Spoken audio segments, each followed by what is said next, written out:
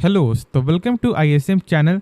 दो स्टॉक के बारे में हम लोग यहाँ पे डिस्कस करने वाले हैं। पहला यहाँ पे डी मार्ट है और यहाँ पे दूसरा है आपका टाटा मोटर्स डीवीआर। अब देखो टाटा मोटर्स का जो ये न्यूज़ था ये आपका ट्यूसडे का न्यूज़ है, लेकिन उसके बाद भी अभी बहुत से लोगों के एक मन में सवाल उठ रहा होगा कि जब टाटा मोटर्स जब आपको डीवीआर जब पहले से चलते हुए दिखाई दे रहा था तो फिर कंपनी यहाँ पे डीलिस्ट क्यों करते हुए दिखाई दे रही है, और टोटल जो इसका यहाँ पे एक्चुअल क्या वजह है जो कंपनी का यहाँ पे आपको बयान आते हुए दिखाई दिया, सारा कुछ हम लोग यहाँ पे जानेंगे।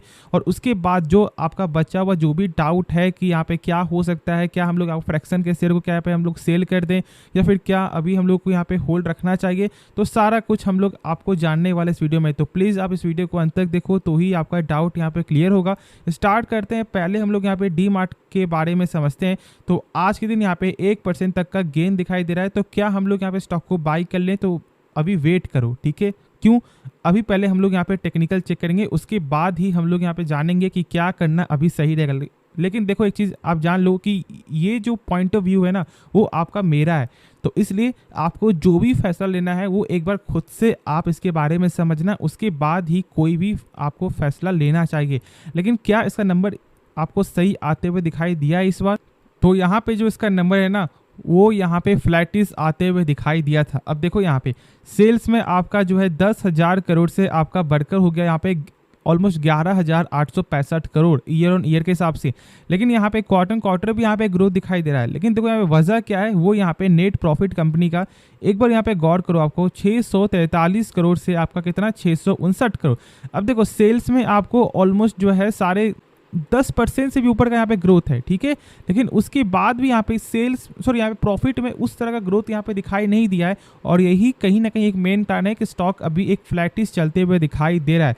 लेकिन इसका टेक्निकल तो हम लोग यहाँ पे जानेंगे ही, लेकिन क्या कंपनी खराब है क्या? तो ऐसा बिल्कुल भी नहीं है।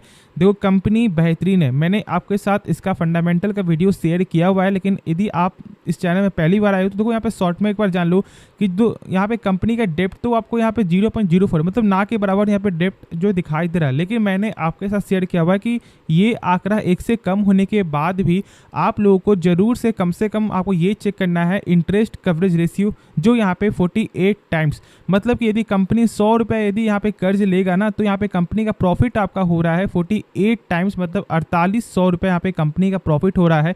मतलब कंपनी आराम से उस 100 रुपये को यहाँ पे चुका सकता है, और ये नंबर आपको जरूर से चेक करना है। अब देखो यहाँ पे जो है 1 साल का ये आंकड़ा दिखाता है।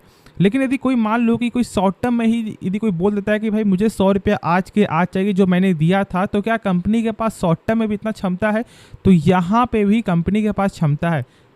कितना यहाँ पे 1.37 टाइम्स, मतलब 137 रुपया कंपनी शॉर्ट टर्म के लिए भी यहाँ पे अपने पास रखती है, जो यहाँ पे आराम से चुका सके। तो इसलिए एक गजब का यहाँ पे इस कंपनी का पैरामीटर दिखाई देता है। साथ साथ यहाँ पे 20% का यहाँ पे रिटर्न ऑन कैपिटल एम्प्लॉयड हुई है, मतलब 100 रुपया कंपनी का 1 साल बाद यहाँ पे हो जा रहा है 120 रुपया। फिर देखो यहाँ पे आपका एसेट टर्नओवर, मतलब कि यदि कंपनी मान लो कोई भी सामान है या फिर कोई भी कंपनी का मशीन है, ठीक है, इसे मान लो, ठीक है, यहाँ पे इनका मशीन से ज़्यादा हम लोग फोकस करेंगे सामान में। तो कोई भी सामान यदि कंपनी 100 रुपये का यदि मान लो आपको ला रही है ना, तो इस 100 रुपये का सामान को ये बार बार आपको सेल करके, ठीक है, फिर ला रही है, फिर सेल कर रही है। तो मतलब इस 100 रुपया से कंपनी आपको 255 रुपया यहाँ पे जनरेट कर रही है। मतलब आप सोच सकते हो कि यहाँ पे कंपनी का जो साइकिल है वो कितना अच्छा यहाँ पे साइकिल कंपनी का दिखाई दे रहा है। उसके बाद यहाँ पे कैश साइकिल यदि हम लोग यहाँ पे चेक करें, मतलब कि जहाँ से कंपनी कोई भी सामान उठा रही है और जहाँ पे कंपनी सामान दे रही है, मतलब पैसा देना और पैसा आना, ये जो पूरा जो यहाँ पे साइकिल है ये 25 डेज यहाँ पे लगता है इसे कंप्लीट होने में, जो एक गजब का नंबर है। तो दिक्कत वाली कोई भी बात है नहीं, ठीक है। तो इसलिए आप यहाँ पे जो फंडामेंटल में ऐसा कुछ भी मत सोचो कि कंपनी खराब हो गई है। हाँ, अभी इसका टेक्निकल वीक हो सकता है, इसका अभी आपको फिलहाल जो नंबर यहाँ पे वीक हो सकता है, लेकिन ऐसे अभी के अनुसार तो कंपनी में कोई भी खराबी मुझे आपको फंडामेंटल के वाइज से दिखाई तो नहीं दे रहा है। यहाँ पे इसका ये है टेक्निकल चार्ट। अब यहाँ पे क्या यहाँ पे शो हो रहा है, जो इसका पहले जो यहाँ पे सपोर्ट था 3726 का, अब वो यहाँ पे बन चुका है इसके लिए आपको रेजिस्टेंस, ठीक है। चलो ये तो मुझे आपको दिखाई दे रहा है। तो क्या हम लोग यहाँ पे स्टॉक को बाई कर सकते हैं क्या? तो देखो उससे पहले ये इसका एक हाई था, फिर इसके नीचे ठीक यहाँ पे आपको हाई बना रहा है। फिर यहाँ पे इसका नीचे मतलब कहीं ना कहीं ये ऊपर से ये आपको यहाँ पे जो रिजेक्ट यहाँ पे होते हुए दिखाई दे रहा है। तो क्या हम लोग यहाँ बाई करें? नहीं, अभी हम लोग यहाँ पे बाई नहीं करेंगे, क्योंकि यदि हम लोग यहाँ से यदि आपको ड्रॉ करते हैं आपको ट्रेंड लाइन, तो ये साफ तौर से अभी वेट करने का सलाह दे रहा है। तो हम लोग यहाँ पे स्टॉक को बाई कब करेंगे? जब इस ट्रेंड लाइन को जो मैं यहाँ पे आपको ड्रॉ कर रहा हूँ इसके ऊपर यहाँ पे जाते हुए दिखाई दे, और इस लाइन के ऊपर जो अब इसका आपको सपोर्ट बन जाएगा, जब ये ऊपर जाएगा तब तक हम लोग यहाँ पे स्टॉक को बाई नहीं करेंगे, क्योंकि ऐसा हो सकता है कि यहाँ से ये अभी आपको इस लेवल पे भी आते हुए दिखाई दे जाए, मतलब ऑलमोस्ट 3550 से लेकर 3500 के रेंज में। तो अभी मेरे हिसाब से यहाँ पे वेट करके चलना चाहिए जब तक इसका लेवल आपको 3726 के ऊपर जाते हुए दिखाई नहीं देता है। लेकिन देखो यहाँ पे बाकी लॉन्ग टर्म के लिए जितना गिरावट होता है उतना ही यहाँ पे अच्छा है। बहुत से लोग ये आपको चाह रहे होंगे कि भाई जो इसका लेवल है वो यहाँ पे 3500 में आ जाए, क्योंकि मैं यहाँ पे बाई करूंगा। तो देखो यहाँ पे बाई करने का मौका सबको मिलता है, लेकिन बहुत से लोग बस आपको ये सोच करके कि भाई अभी भी ये महंगा है, ये ऊपर नहीं जाएगा, तो फिर उनका ये जो मौका है वो बाहर निकल जाता है। ठीक है, तो एक बार खुद से सोचो इसके बारे में, तभी कोई ही आपको फैसला लेना है। अब चलो हम लोग यहाँ पे नेक्स्ट स्टॉक के बारे में देखो। यहाँ पे इस स्टॉक का नाम है टाटा मोटर्स डीवीआर। ठीक है, अब देखो आज के दिन यहाँ पे 12% से भी ज़्यादा का गेन दिखाई दिया है। ऑल टाइम यहाँ पे हाई जाते हुए दिखाई दिया है। स्टॉक 440 के ऊपर स्टॉक आपको जाते हुए दिखाई दिया है। तो क्या हम लोगों को यहाँ पे कुछ करना चाहिए? तो देखो पहले आप जान लो कि ये होता क्या है डीवीआर, और ये कंपनी आपको क्यों यहाँ पे लॉन्च करती है। देखो कोई भी जब आपको मार्केट में आपको शेयर आता है तो फिर उनको यहाँ पे जो है इक्वल राइट्स मिलता है। ठीक है, कि आप यहाँ पे वोटिंग कर सकते हो। लेकिन एक चीज़ यहाँ पे आप जान लो कि आपका जो डीवीआर में ऐसा नहीं होता। डीवीआर यहाँ पे 10% ही काउंट होता है। अब उसके बाद यहाँ पे आप जानो कि ये डीवीआर आपको कंपनी लाती क्यों है।